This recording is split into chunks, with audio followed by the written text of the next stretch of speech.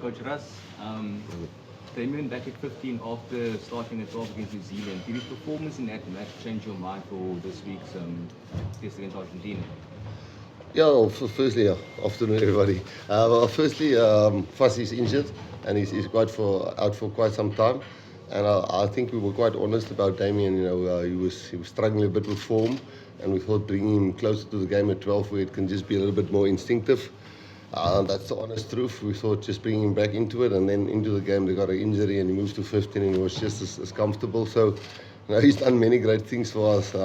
People think he's young, but he's won World Cups and British and Irish Lions series, and yeah. So I think he's back to top form. Sometimes you just need one game to get you back there, and yeah, I think it's quite an obvious choice. We'll fuss it up.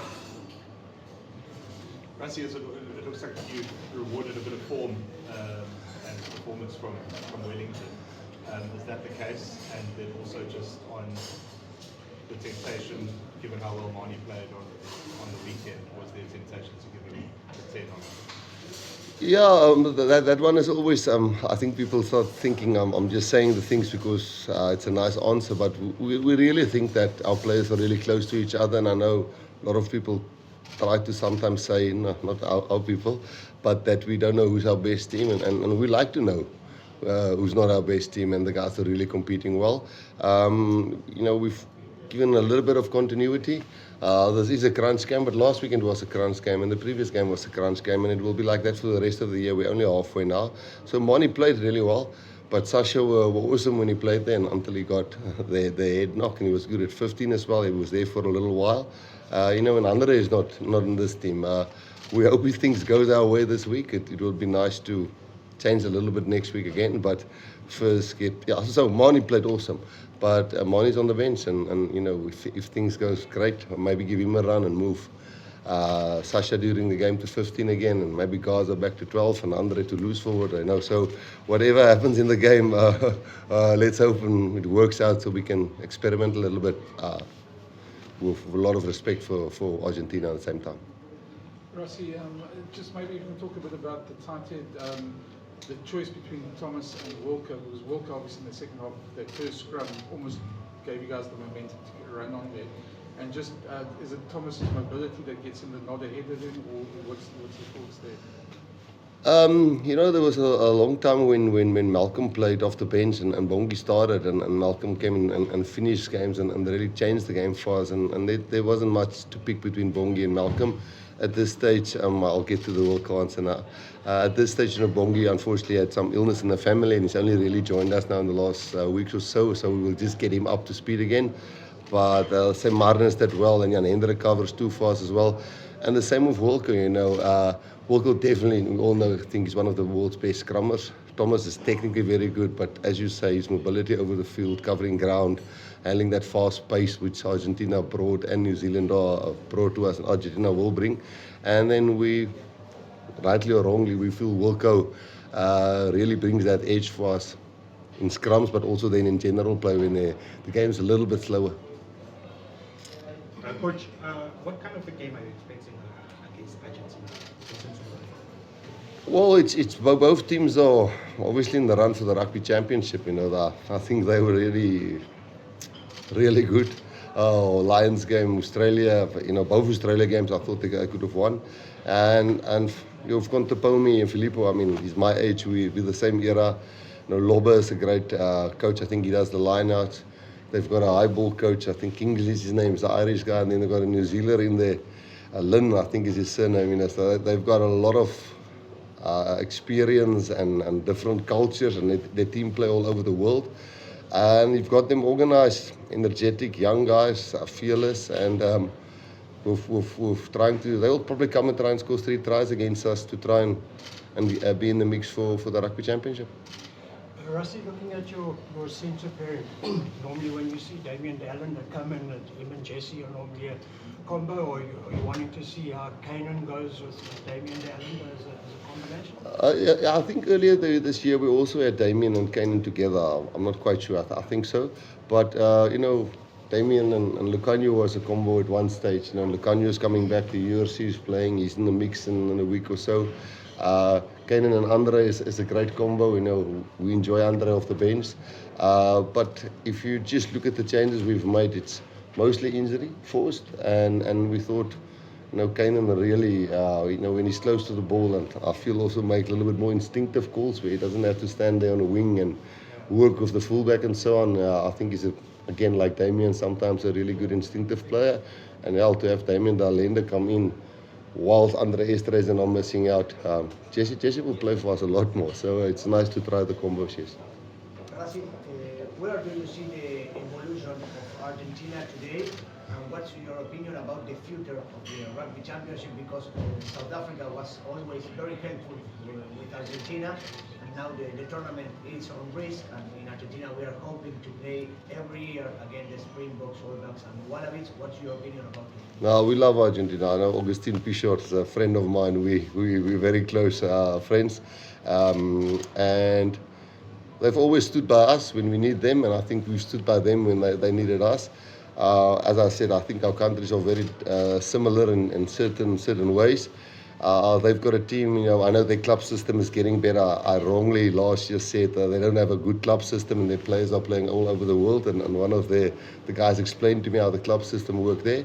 But their players they're sacrificing a hell of a lot. They didn't even go back from Australia back home. They came straight here, and they're all over the world anyway before they come into camp. So there's also people who's desperate. They're not just on the rugby field, also off the rugby field. So as long as we can play against Argentina and with Argentina, and you see what they're doing this year. I know they're 5th or 6th on the log, but they can beat any team. They beat us last year, and as I said to previous answer, they're one of the teams since I've been involved in 2018 that gave us one of the biggest hiding, I think 36-12 or something like that, away from home. So no, we love playing against them, and we think we're very similar in how we are as people. Rassie, I beg your pardon. Rassie, we know that there's long-term planning and building depth and road to 2027. It's obviously very important. But how much does the next 2 weeks factor into that? I mean, how much does winning the Rugby Championship factor into the long-term planning? Do you kind of keep that going, or is there a bit of the next 2 weeks kind of putting the depth charts on hold a little bit just to win the title? Yeah, I think the team we picked was definitely with Argentina in mind to try and win this game. They're speedy, they're bouncy. Sinti's a 7th player, Chocobaras. I mean, the Albanese, I don't know how to say his surname exactly. I think he's back. The 9 is unbelievably pacey. The wingers are both pacey. The fullback is so experienced. And they really got a well-balanced team and line-outs and everything. So we thought this team that we picked, not just for continuity from last week, even if we lost last week, I think the mix of this team, obviously, would have loved to have Luet still in the mix, and was a big ask, should we pick Sos or not, in Franco in this game or not. But yeah, we think the youth that they have and the willingness to play from deep and the way they are aerially, it's very similar to how we played at one stage. But yeah, they've got also this cutting-edge speed where there's a lot of 7s players. So I think this team is very much big to try and beat Argentina. Rassie, Can I answer you? Yeah. Rassie, there are quite a few guys in your squad that originally in 2015, I think, lost the first time to Argentina, I think, at home. Yeah. Have they sort of said anything maybe to the squad, maybe in a cautionary way, or is that sort of long gone? No, Stephen, it is. It's never nice being part. I mean, there's guys here that lost against Japan, and we're playing Japan a little bit later this year. We couldn't go and break the Eden Park hoodoo. But then we managed to put a big score in New Zealand. So these mini milestones sometimes get in the way of one's focus, and the realistic as it stands today. Argentina beat us last year there. I know we've beaten us the first time here in South Africa, and a lot of our guys were part of that. But for us, it's a team that we think where they are now. In 2018, we were probably there, and the next year we won the World Cup. So this is a very dangerous Argentinian team, and if we worry about when guys got some mental scars because they beat us before, I think all of us have been involved with them beating us. So no, we try not to chat too much about that, but we know it's a real threat from their side, Stephen. How much does it help that All Blacks in Australia will play early game and then from your side later on in the afternoon Australia? How much does it help?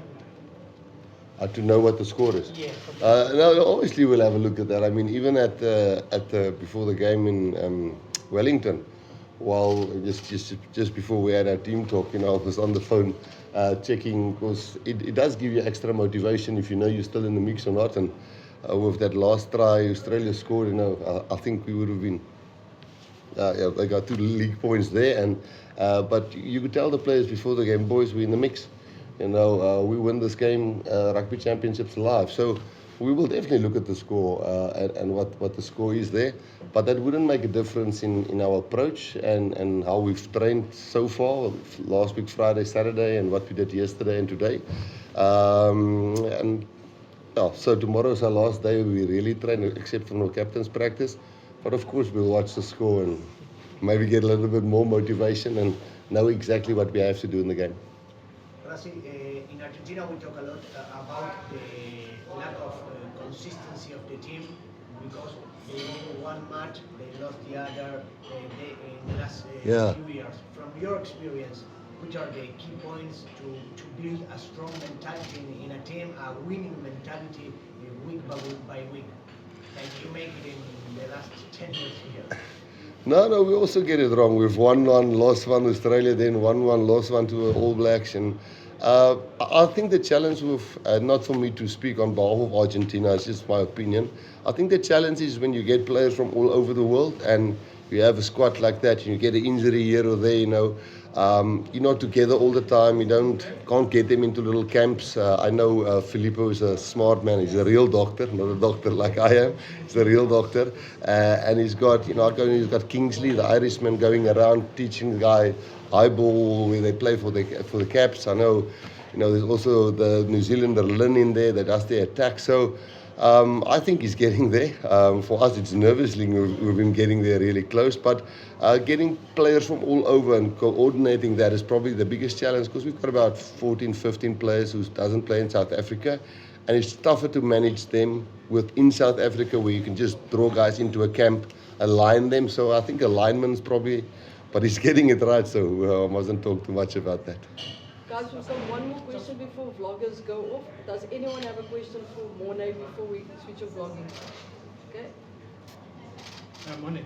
How exciting it is to be part of this team that has won the championship, and also the squad is already starting to prepare for the next one. Yes, it's very exciting. It's a massive privilege to be a part of it, to learn, to be here every day, to learn more, and to be part of a test week and to prep for it and to add to it. Thank you, guys. I can just play a guy like Krappies, that sometimes people don't know what. It's not offer up, because it's a privilege to play for the Springboks and nobody.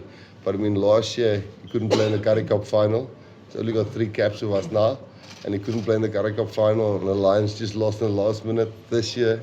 Couldn't play in the Currie Cup final because he's in camp with us now. So sometimes it's worth the wait, and he's probably one of the guys in the team that's been waiting a really long time, and he just really practiced hard. And I think people must just remember that he hasn't played a lot, and he's really missed out on a few big things just for waiting for this opportunity. So we're all very glad for him. Vloggers off, please, guys.